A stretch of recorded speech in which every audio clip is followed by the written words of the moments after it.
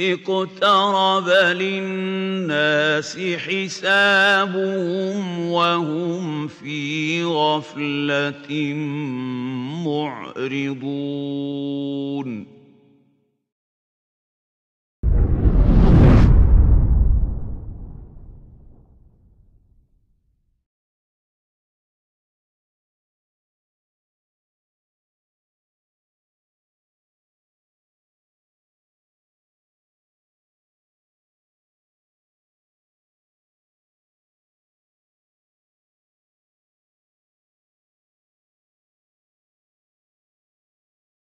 Alhamdulillah, nung nakaraang linggo, nakapagbigay tayo ng pambungad na paliwanag kung bakit natin napili ang serye na ito na pinamagatan natin na Ashratus Sa'a. Ashratus Sa'a na ang ibig sabihin o ang pinakakahulugan na yung mga palatandaan ng araw ng paghukom. Sa pag-aaral natin ng mga serye na ito, inshallah, minabuti ko na gumamit ng isang aklat na personal kong napili dahil sa ito ay naglalaman ng purong mga hadith, napatunayan na hadith, at mga ayat ni Allah subhanahu wa ta'ala sa Quran, mga pagpapaliwanag ng mga sahaba, mga salafus salih. Kagaya nung naipaliwanag natin nung nakaraang linggo na inshallah, ito yung magiging manhaj natin sa pag-aaral. Ito yung magiging pamantayan natin sa mga gagawin nating pag-aaral. At iwasan natin magbigay ng mga opinyon na lalo sa mga usapin na may kinalaman sa mga bagay na hindi natin nakikita. At gayon din sa mga bagay na may kinalaman sa ating akida. Dahil ang akida, hindi ito paksa sa anumang pag-aaral sa Islam kung saan binigyan ng puwang ang opinyon. Hindi ito katulad ng fiqh na pwede tayong magbigay ng pwedeng magbigay. Hindi tayo, kung hindi ang mga ulama ng mga sarili nilang opinyon batay sa kanilang pag-unawa sa mga nakalatag ng mga katibayan mula sa hadith at Quran ni Propeta hadith ni Propeta Muhammad sallallahu alaihi wasallam at salita ni Allah subhanahu wa ta'ala. So hindi ito tulad ng fiqh. So ang aqida, kinakailangan ng mga katibayan na gagamitin natin dito ay puro tiyak sa pagiging tama nito. Kaya walang puwang ang anumang opinyon o anumang mga sariling o pagbibigay ng sariling kuro-kuro o pagpapaliwanag. Kaya minabuti ko na gamitin ng aklat ng Nihayatul Alam ni Sheikh Muhammad Al-Arifi, isa sa mga contemporary ng mga duat at scholars natin ngayon, dahil sa nilalaman ng kanyang aklat kung saan binanggit niya ang mga katibayan na puro mga pinili niya at masyado siyang naging mahigpit sa pagbibigay ng mga katibayan mula sa hadith ni Propeta Muhammad sallallahu alaihi wasallam at sa mga tafsir na nakasaad sa marangal na Quran.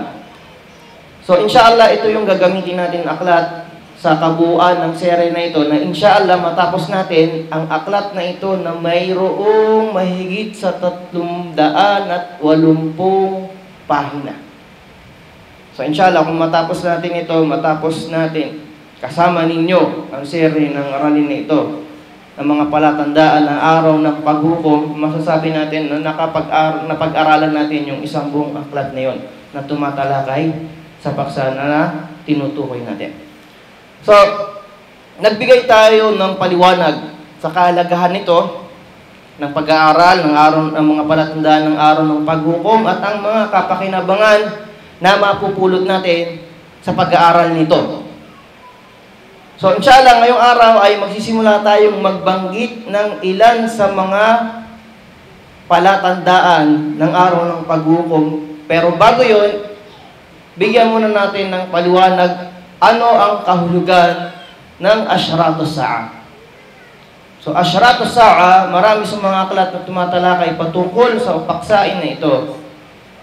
makikita natin na ang pinakapamagat palagian ay asyaratus sa'a o alamatus sa'a. Asyaratus sa'a na pangmaramihan ng salitang syarat, so hindi syart.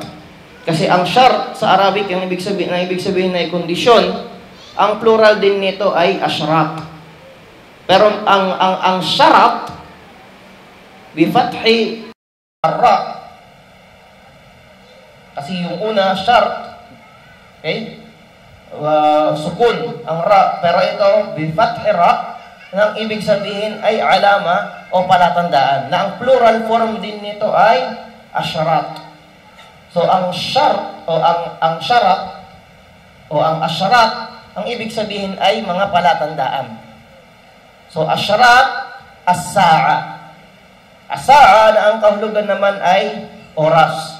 So, tinawag na oras ang araw ng paghukom dahil sa biglaang pagdating nito, sa loob lamang ng isang oras, sa loob lamang ng oras, ay magaganap ang paggunaw sa mundo. Kaya tinawag itong as-sa'a. At ang araw ng paghukom, sa dami ng mga pangalan nito, napakarami ng pangalan ng araw ng paghukom. Sa banal na Quran, tinawag siyang Yawmuddin. Maliki Yawmiddin. Ang hari sa araw ng pagtutuos. Tinawag din siyang Al-Qari'a. Wa ma adraka mal qari'a. Yawmul Hashr. Yawmul Qiyamah. Napakaraming pangalan ng araw ng paghukom. Bakit? Sabi ng mga ulama, hindi dumadami ang katawagan ng isang bagay kung hindi nagpapatunay lamang ito ng pagiging malaki at pagiging dakila ng bagay na yon. Kaya kapag ang isang bagay, hindi siya basta-basta.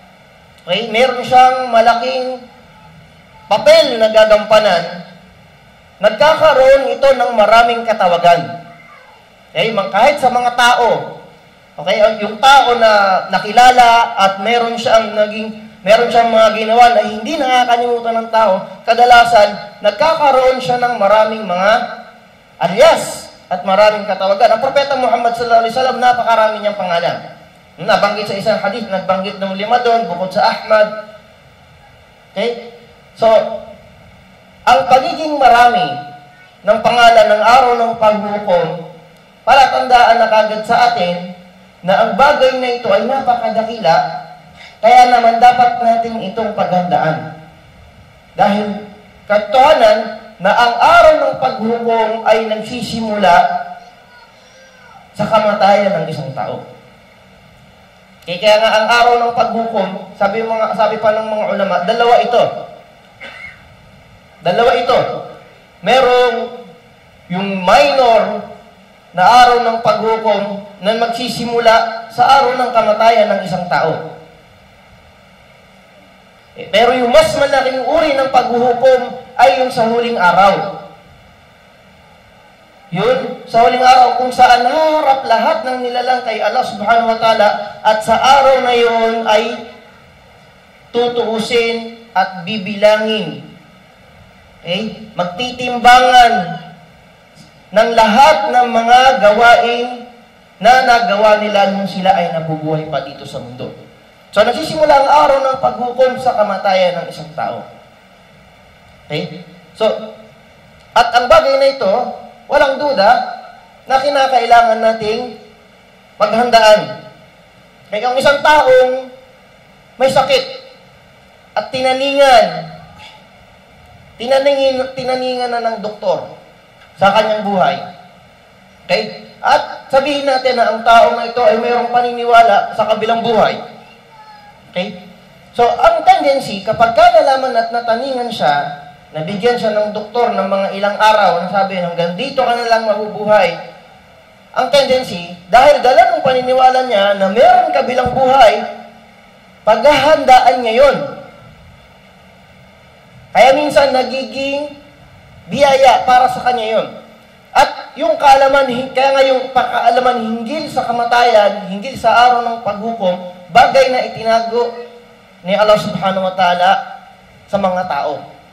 Bagay na itinago ni Allah subhanahu wa ta'ala sa mga tao. Dahil kung bakit tayo nilikha dito sa mundo, kay kagaya ng sinabi ni Allah subhanahu wa ta'ala sa Quran, alladhi khalaqal mauta wal haya liyabluwakum ayyukum ahsanu amala. Siyang lumikha ng buhay at kamatayan upang subukin sa inyo kung sino ang may pinakamainam na gawain, kung sino ang may pinakamabuting gawa dito sa mundo. So ang dahilan para tayo subukan. Kaya itinago, iniligin sa atin yung kaalaman hinggil sa kamatayan, hinggil sa araw ng paghukom, ay para paghandaan natin yung mga araw na yon sa pamamagitan ng mga mabuting gawa natin, na yun mismo yung tinuring ni Allah subhanahu wa ta'ala sa talata na binanggit natin kanina na dahilan kung bakit nilikha ang buhay at ang kamatayan. Okay? So kabilang, tulad ng isang tinaningan ng doktor na sinabi na niya, sinabi sa kanya na sa kalagayan mo ay hindi na mabibilang na lang ang araw mo, kapag ka ang tao, nakikita niya sa harapan niya yung mga palatandaan na binabanggit dinanggit ni Propeta Muhammad sallallahu alaihi wasallam na mga palatandaan ng araw ng paghukom, tulad ng isang taong tinaningan, makakaramdam siya ng ganung pakiramdam. Makakaramdam siya ng ganung pakiramdam na ng tinataningan ng buhay. At yun ang, inshallah, yun ang pinakamalaking maaaring mapulot at makuha natin sa pag-aaral ng mga palatandaan ng araw ng paghukom. Dahil yun ay magbibigay sa atin ng pakiramdam na nalalapit na araw na yun at tunay na nalalapit na yung araw na yun. Tunay na nalalapit na yung araw na yun na dapat nating paghandaan. Okay? So, asyaratu saa, ibig sabihin ang mga palatandaan ng oras. At ang tinutukoy doon ay ang oras o ang araw ng paghukom. Okay? At ang mga palatandaan ng araw ng paghukom ay nahahati sa dalawa. Ang alamat as-sughra wa alamat al-kubra. Wal alamat al-kubra. Ang mga maliliit na palatandaan at ang mga malalaking palatandaan. Okay. Ang mga maliliit na palatandaan, nahahati ito sa dalawa. Okay. Mga palatandaan na naganap at nangyari na, yun yung unang bahagi. At yung pangalawa, mga palatandaan o mga maliliit na palatandaan ng araw ng paghukom na patuloy na nagaganap, na kasalukuyan nagaganap at patuloy na dumarami at nadaragdagan. Ibig sabihin, nasasaksihan natin yung patuloy na pangyayari na kabilang, na itinuturing na kabilang sa mga palatandaan ng araw ng paghukom. So, yun yung dalawang bahagi ng mga maliliit na palatandaan. Samantala, ang mga malalaking palatandaan ng araw ng paghukom. Halimbawa, ang yung nabanggit doon sa isang hadith kung saan tinukoy ni Propeta Muhammad sallallahu alaihi wasallam na kapag ka naganap o nangyari ang isa man sa mga ito, tulad ng isang kwintas ng perlas, na kapag ka napatid o naputol yun, ano mangyayari? Doon sa perlas o doon sa beads, ano mangyayari? Tuloy-tuloy. Tuloy-tuloy ang laglag nun, madulas, parang 'di ba? Tuloy-tuloy kala mo tubig. So, ang pagka naganap o nangyari ang alinman sa isa sa mga palatandaan ng mga malaking palatandaan ng araw ng paghukom, sinabi ni Propeta Muhammad sallallahu alaihi wasallam ay susunod na 'yon, na katulad nung kwintas. So, sisimulan natin, inshallah, sa pagbanggit ng mga maliliit na palatandaan. Okay. Pero bago yon, ano ang kaibahan ng maliit na palatandaan sa malaking palatandaan? Batay dun sa pagpaliwanag natin, bago tayo magpatuloy, tingnan ko kung naintindihan o hindi.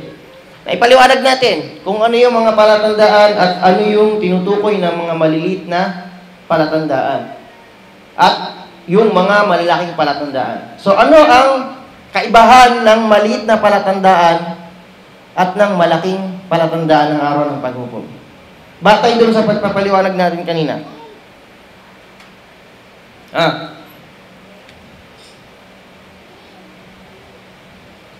Walang susubok.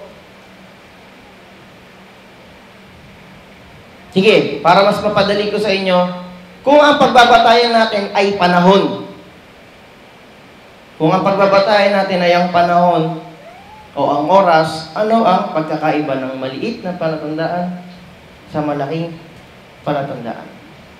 Bakit tinawag na maliit? Bakit tinawag na malaki? Adyan. Tinawag na maliit dahil hindi pa siya ganun kalapit sa oras ng muling pagkabuhay o araw ng paghuhukom. So tinawag siyang maliit dahil malayo, hindi siya kasing lapit tulad nung mga malaking palatandaan. Kasi pagka nakita na natin yung mga malaking palatandaan, as if parang nakikita na natin talaga yung araw ng paghuhukom at nakikita natin yun. No, kung paano natin natutunan, kung paano natin napag-aralan, kung paano sinabi sa atin ng Islam yung mga kaganapan na yun, magaganap yun na para tayong nagbabasa. Kung paano natin nabasa yun, ganun mangyayari. Okay? So, una sa mga maliit na palatandaan ng araw ng paghukom ay ang mismong pagkakasugo kay Propeta Muhammad sallallahu alaihi wasallam. So, ang pagkakasugo kay Propeta Muhammad sallallahu alaihi wasallam ay palatandaan ng nalalapit na araw ng paghukom. Bagkus ito ang unang palatandaan. Ito ang unang palatandaan. So sinabi ni Sahal bin Sa'ad radhiyallahu anhu, sinabi ng Propeta Muhammad sallallahu alaihi wasallam, bu'ithtu was-sa'a kahatain. So sabi ni Sahal, nakita ko ang Propeta Muhammad sallallahu alaihi wasallam na sumisenyas ng ganito. Ganyan. No? Ashara bil wusta, ang tinutukoy yung gitnang daliri. Wallati talil ibahamat, yung kasunod ng hinlalaki. Ano ba yung kasunod ng hinlalaki? Yung tuturo. So, nakita niya ang Propeta Muhammad sallallahu alaihi wasallam na naka-senyalis ng ganito. At sinabi niya, bu'ithu was-sa'ati kahatain. Isinugo ako at ang araw ng paghukom nakatulad nito. Nakatulad nito. So, ibig sabihin, malapit o magkalayo? Malapit. Kahit yung diferensya nila, malapit o magkalayo? Tingnan niyo yung diferensya ng malayo. Diba? So, anong pinakamalapit dyan? Itong dalawa. Iyan ang pinakamalapit sa mga hugis ng daliri. So sabi ni Propeta Muhammad sallallahu alaihi wasallam, bu'ithtu ana was-sa'a kahatain. Wa fi riwaya, sa isang salaysay na hadith, sinabi ni Propeta Muhammad sallallahu alaihi wasallam, bu'ithtu fi nasami sa'a. Bu'ithtu fi nasami sa'a. Isinugo ako fi nasami sa'a. Ang nasami sa'a, ang tinutukoy dito, unahan ng oras. At ang oras na tinutukoy doon alin, yung araw ng paghukom. Ibig sabihin, ang pagkakasugo sa akin ay ang unang palatandaan. Unang palatandaan ng alin? Ng araw ng paghukom. So, ang pagkakasugo kay Propeta Muhammad sallallahu alaihi wasallam, tulad ng sinabi ni Imam Al-Qurtubi, rahimahullah, awwaluhan nabiyyu sallallahu alaihi wasallam liannahu nabiyyu akhiriz zaman. Wa qad bu'itha laysa bainahu wa bainal qiyamati nabi. So sinabi ni Imam Al-Qurtubi rahimahullah ta'ala na ang unang palatandaan ay ang Propeta Muhammad sallallahu alaihi wasallam dahil siya ang pinakahuli sa mga sugo. Siya ang sugo sa huling araw.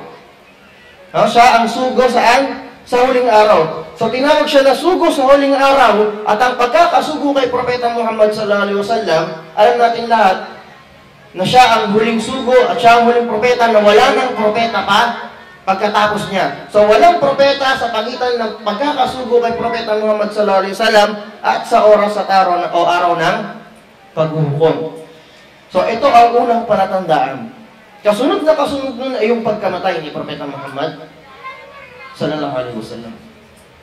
So yung biglang pagpanaw ni Propeta Muhammad sallallahu alaihi wasallam ay kabilang sa mga unang palatandaan ng nalalapit ng araw ng paghukom. Sinabi ni Auf bin Malik, "Ataitu an-nabiy sallallahu alaihi wasallam fi ghazwat Tabuk, wa huwa fi qubbat min Adam. Faqala i'dad sittan bayna yaday as-sa'a, mawti, thumma fathu bayt al-Maqdis, thumma mawtan ya'khudha fikum kaqu'as al-ghanam, thumma istifadat al-mal hatta yu'ti ar-rajul 100 dinar fayadhillu sakhitan." أي يكثر المال عند الناس ويغتنوا حتى لا يكاد الرجل يفرح إلا بالآلاف الدينار ثم فتنة لا يبقى بيت من العرب إلا دخلته ثم هدنة تكون بينكم وبين بني أصفر فيعذرون فيأتونكم تحت 80 غاية تحت كل غاية 12,000. So medyo sa hadith na to na medyo mahaba, nabanggit ang marami sa mga palatandaan ng araw ng paghuhukom. Okay? So, ang pagkamatay ni Propeta Muhammad sallallahu alaihi wasallam na nabanggit din, nakabilang sa mga palatandaan ng araw ng paghuhukom sa hadith na ito, sinabi ni i'dad sittan bayna yaday as-sa'a. Bilangin mo ang 6 na ito na palatandaan sa nalalapit na araw ng paghuhukom. Ang unang binanggit niya, mauti, ang aking kamatayan. So, ito yung shahid kung bakit ang pagkakasugo kay Propeta Muhammad sallallahu alaihi wasallam, kasunod na palatandaan nito ay yung pagkamatay niya o ang kamatayan niya. Sinabi niya na kabilang sa 6 na ito na sinabi niya kay Auf bin Malik sa Ghazwat Tabuk na ito, sabi niya, bilangin mo ang 6 na ito bayna yaday sa harapan ng araw ng paghukom. Una, mauti, thumma fathu bayt al-Maqdis, at ang pangsumunod ay ang pagkuha ng mga Muslim ng Baitul Maqdis. Saan ang Baitul Maqdis? Baitul Maqdis, Al-Quds, Palestine. Okay? So, fathu Baitul Maqdis, ang pagkuha ng mga Muslim o ang mapasakamay ng mga Muslim ng Baitul Maqdis o ang Quds. Thumma mautan, inshallah mamaya ipapaliwanag din natin yun kasi kabilang yun sa mga tinuring na palatandaan din na mapapasakamay ng mga Muslim yun. Yung Al-Quds. Ang sumunod, mautan. Ya'khudha fikum kaqu'as al-ghanam. Mautan, ang tinukoy dito, hindi, kasi kung ang isang garang ng Arabic, baka isipin niya, mautan. Ano ibig sabihin doon? Dalawang kamatayan. Hindi. Ang tinutukoy dito, lil mubalagha ito. Lil mubalagha. Parang pag sinabing Rahman. Ang Rahman ba? Dalawang Rahma. Diba? Jawaan. So, nasa ganung wazan siya. Wazan. Lil mubalagha. Ibig sabihin, kung gusto mong bigyan ng mas mabigat na kahulugan yung isang word o yung isang salita, ilagay mo siya sa timbangan na ito. Ibigay mo siya sa timbangan ng fa'alan. Ala wazni fa'alan.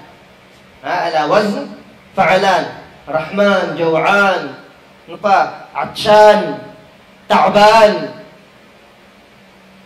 Pag sabi mong Ta'ban, pagod na pagod. Jawaan, gutom. Rahman, diba? Isa sa mga Ar-Rahman, isa sa mga pangalan ni Allah subhanahu wa ta'ala.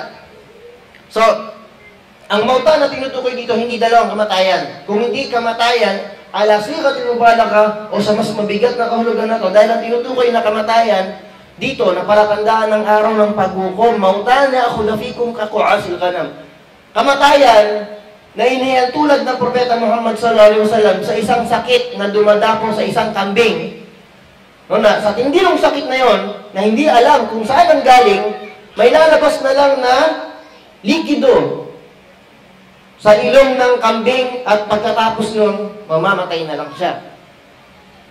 Diba? Maraming sakit. Uri ng sakit na ganun sa panahon natin ngayon.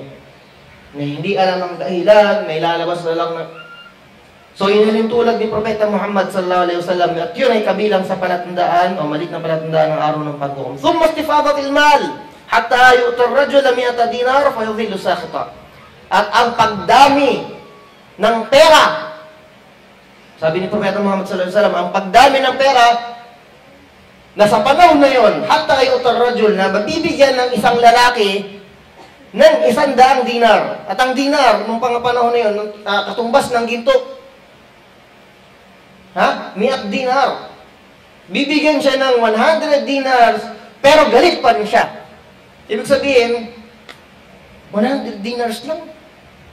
Ayaw, parang nagrereklamo pa rin siya, parang ayaw niya. Bakit? Dahil sa dami ng pera sa mga panahon na yun. Na yakthuru al-mal 'inda an-nas, hatta yakadu rajul yafrah illa bil alaf dinar. Sa sobrang dami ng pera ng mga panahon na yun, na ang isang tao na mabibigyan ng 100 dinars, hindi siya magiging masaya. Magiging masaya lang siya pagka ang binigay sa kanya libo-libo na dinar na. At ang 1,000 dinar sa panahon natin ngayon, milyon yun. Na thumma fitnatun la yabqa baytun min al-arab illa dakhalathu. At ang mga fitna o pagsubok na walang bahay ng mga Arabo na magiging ligtas mula sa fitna na to. Okay? Mamaya magkakaroon ng paliwanag kung ano yung fitna o maaring fitna tinutukoy dito. Dahil sa isang hadith, tinukoy ni Propeta Muhammad sallallahu alaihi wasallam kung anong uri ng fitna yung maaaring pumasok sa lahat ng bahay. Fitna na papasok sa lahat ng bahay na sinabi ng Propeta Muhammad sallallahu alaihi wasallam sa hadith na babanggitin natin mamaya, manggagaling saan? Sa himpapawid sa taas. Okay? Thumma hudna takunu bainakum wa bainal asfar.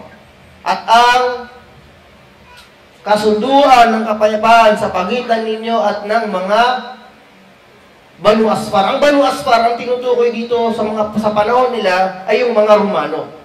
Okay, yung mga Romano. At sila yung mga Europeo at mga Amerikano sa panahon natin ngayon.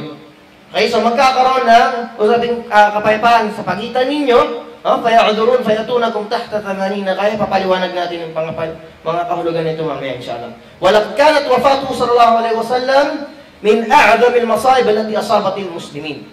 At ang kamatayan ni Propeta Muhammad sallallahu alaihi wasallam, alam natin lahat na ito ang isa sa pinakamabigat na pagsubok na dumapo sa mga kamusliman. Wa azlamatil Madinah fi uyun sahaba, na ang mga sahaba o yung mga sahaba na naninirahan sa Madina noong mga panahon na yon, na parang nagdilim sa kanila yung buong Madina nung namatay ang Propeta Muhammad sallallahu alaihi wasallam radhiyallahu anhu majma'in. Kaya ang pagkamatay ni Propeta Muhammad sallallahu alaihi wasallam ay dahil ang kamatay ni Propeta Muhammad sallallahu alaihi wasallam, ay tingnan ninyo kung paano nila naunawan yun, ay pagkaputol din ng revelasyon na nagmumula kay Allah subhanahu wa ta'ala. So, ibig sabihin, mawawalan na ng direktang pagbibigay ng revelasyon si Allah subhanahu wa ta'ala dito sa lupa sa pagkamatay o kamatayan ni Propeta Muhammad sallallahu alaihi wasallam. No? At yun ayun na magiging simula ng pagkalat ng napakaraming fitna dito sa lupa, yung kamatayan ni Propeta Muhammad sallallahu alaihi wasallam, hanggang sa yung kamatayan ni Propeta Muhammad sallallahu alaihi wasallam. Pagkamatay ni Propeta Muhammad sallallahu alaihi wasallam, nagsimula yung mga fitna. Na marami sa mga Arabo, mga panahon na yon, no, na tinuturing ng mga sahaba, bago yung ginawa nilang pagridda o pagtalikod sa Islam. So dun, nagsimula na kagad yung fitna sa pagkamatay ni Propeta Muhammad sallallahu alaihi wasallam. So, ang una, ang pagkakasugo kay Propeta Muhammad sallallahu alaihi wasallam. Pangalawa, kamatayan ni Propeta Muhammad sallallahu alaihi wasallam. Pangatlong palatandaan, insyiqaqul qamar, o ang pagkahati ng buwan. May merong aklat na naisulat patungkol sa pangyayari na ito. No? At ito ay isang bagay na naganap sa panahon ni Propeta Muhammad sallallahu alaihi wasallam na sinusuportahan ng maraming mga pag-aaral ng mga mananalaysay o ng mga historian na ang bagay na ito ay naganap at nagkatotoo. So, Sinabi ni Allah subhanahu wa ta'ala sa Quran, iqtarabatis sa'atu wa insyaqqal qamar wa in yaraw ayatan yu'ridu wa yaqulu sihrun mustamir. So sinabi ni Allah ta'ala sa Quran, iqtarabatis sa'at, nalalapit na ang oras, nalalapit na ang araw ng paghuhukom, wa insyaqqal qamar, at nahati ang buwan. At kung makita nila ang palatandaan, ay tatalikuran nito at sasabihin nila na ito ay malinaw na salamangka.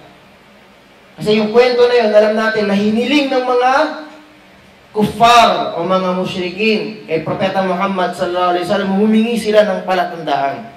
Humingi sila ng palatandaan kay Propeta Muhammad sallallahu alaihi wasallam, palatandaan ng kanyang pagkapropeta.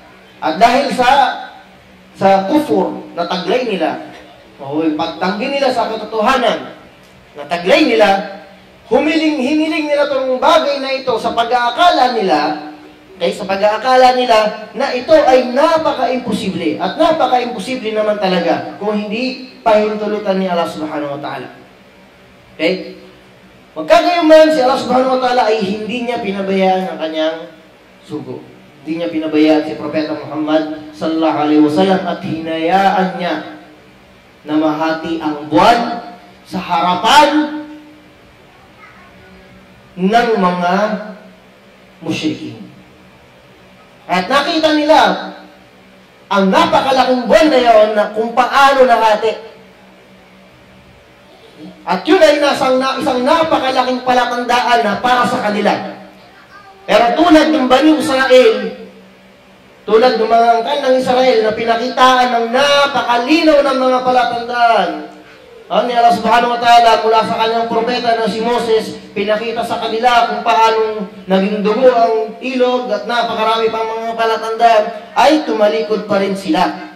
Kaya nga sinabi nila, wa in yaraw ayatan, kahit makita nila ang palatandaan na ito, pagkahati ng buwan, yu'ridu, tatalikod sila, wa yaqulu sihrun mustamir. At sasabihin nila, dahil wala na silang may dadahilan, napakalinaw sa harapan nila, hinati ang buwan. Wala na silang masabi. Pero ano masabihin nila? Wa yaqulu sihrun mustamir.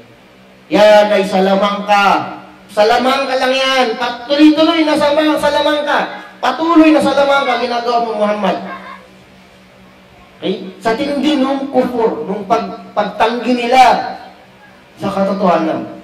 So, ang pagkahati ng buwan na ito, tulad ng sinabi na natin sa Quran, iqtarabatis sa'ah, nalalapit na ang oras, ang araw ng paghukom, wa insyaqqal qamar. So, isinabay niya, o binanggit niya yun, sa aya na to, binanggit niya Allah subhanahu wa ta'ala yung pagkahati ng buwan, okay?